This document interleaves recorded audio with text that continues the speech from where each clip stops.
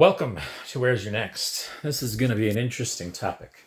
I want to talk about the reality of what we're facing in 2023 and the unique challenges that exist. I was pondering this last night as I was sitting there writing some thoughts down and putting pen to paper and trying to make sense of some things. So, in recent years,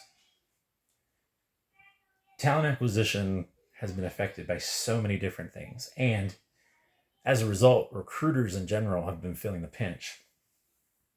Many of us have been laid off. I'm grateful to be employed. But it leads me to think about not taking life for granted, really taking it by the horns and being disciplined with the way you approach it. So let me talk about this for a minute. Macro level issues, trends.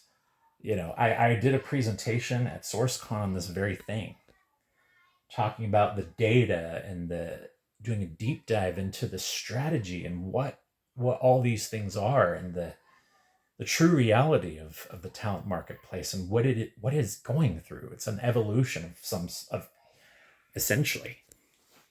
So tech got hit pretty hard because they overhired.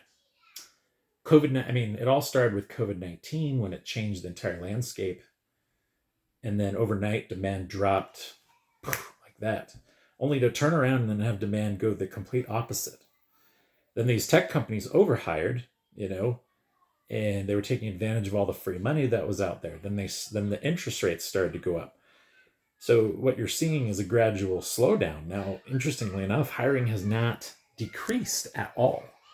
Yet for some people, it feels like it has. And here's why that's happening. There is a ghost. There's a group of workers who are choosing to move away from the labor market. I call this the ghost, the ghost exodus. And what they're basically doing, you're losing older workers who are retiring earlier. You are seeing younger workers go back to school for longer and getting advanced degrees. You are seeing people, the jobs that remain are competitive. Okay, it's a very competitive landscape. So it's definitely an employer's market again, ironically, and the shifts have changed so much. But let me talk about career management for a moment. Here is one of the most important concepts that I've learned over time. You must always be 2 steps ahead of everything.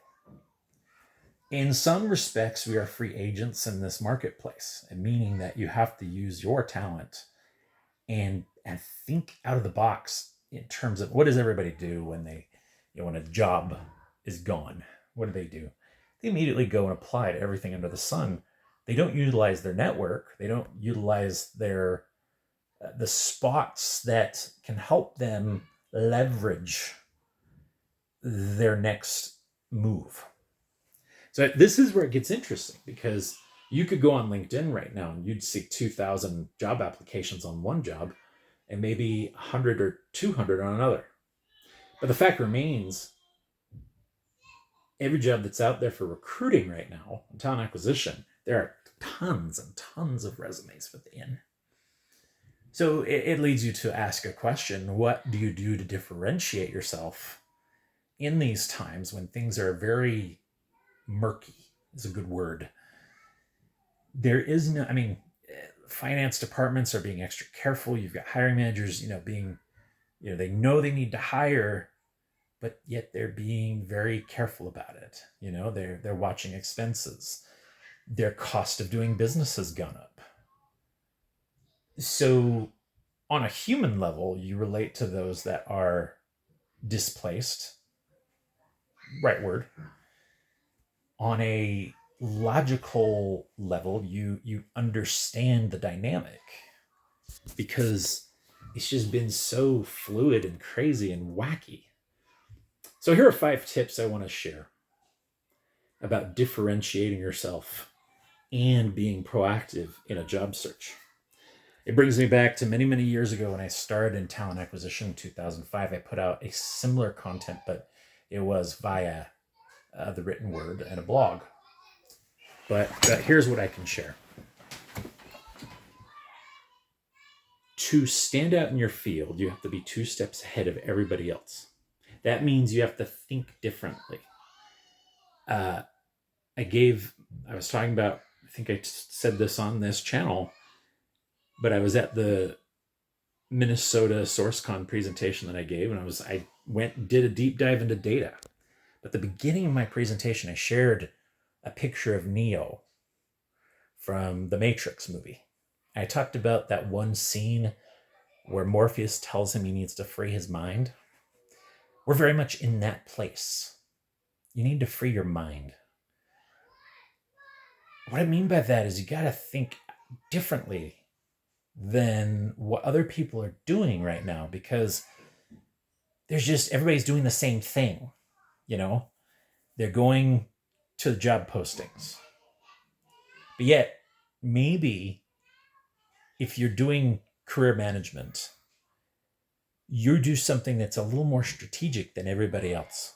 You're not out, if you're gainfully employed, you have a little bit of an advantage. But even if you're not, if you're laid off, what would I be doing right now? I'd be going to the professional associations. I'd be getting the word out in a subtle way.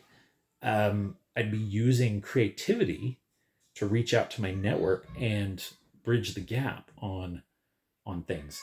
I'd find ways to stand out. I'd get on podcasts. I'd get on blogs. I'd get on a wide variety of different things. That strategy works because it curates a brand. So here's the deal. You're the CEO of your own career. Now, there's a lot of thought on this. There's going to be a ton of people saying how to beat the ATS. That's a bunch of baloney. Don't even believe that stuff.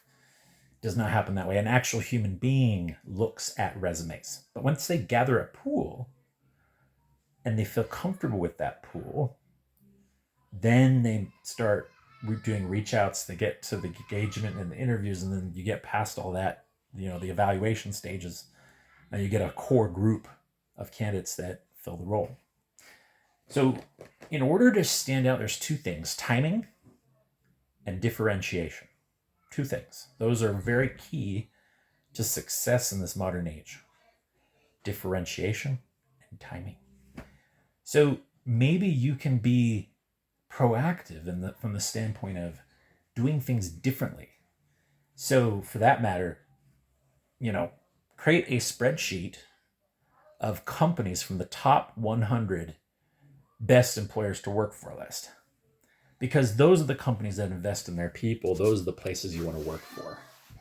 Now, in doing so, keep an eye on the ones who also promote remote work and are investing in candidate experience from the standpoint of caring about people. That's why that list matters.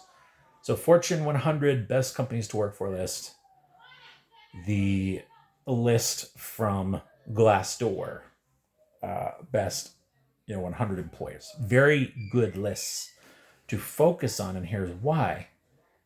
Those are the companies that get it for the most part. They might have some internal things going on maybe, but the chances are high that they're going to invest in their people and that it's going to be a good use of your time to pursue those companies. So here's what I recommend. You got to start by curating that list, doing the research, finding out why you want to work there, looking at the industries. Pull together your top 50 from maybe that 100 250 people, or company list, sorry. And then start reaching out to contacts at those companies and start networking, because when the timing's right, you'll make contacts proactively before they have a hiring need, and they'll remember you, and you're ahead of the curve. As soon as the floodgates are opened on those jobs that are posted, after 2 weeks, you might have 2,000, 3,000 people on them. But in the first few hours, if you jump on it, you're going to be ahead of the curve. So again, differentiation and timing. 2 things that are vital in this modern age. And the way to do that is just to keep staying ahead of the curve, keep plugging content that makes sense. You might have to go, do a presentation at a conference. You may want to get all the professional association president of your local chapter, whoever that is. You may want to use creative approaches to your talent mix, um, and just showing your differentiation. That may be creating a little project summary where you can list everything you've done and how it worked out and why it worked out. You can list the companies where you had success and put them in rapid fire succession. You don't have to do that for every company, but you can choose the ones that you're proud of.